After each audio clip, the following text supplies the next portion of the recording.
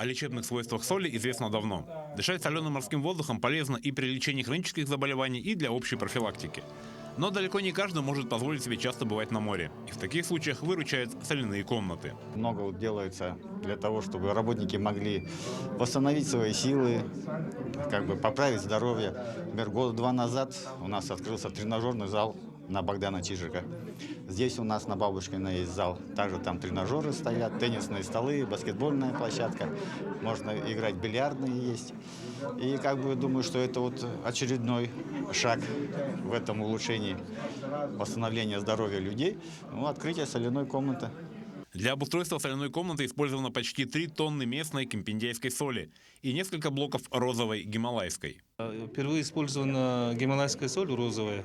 Она производится в Пакистане, в одном месте только в мире. Она сама по себе, если это галотерапия, да, то если из этих плит все сделано, это уже спелеотерапия называется. Тут, получается, она комбинированная, оздоровление будет.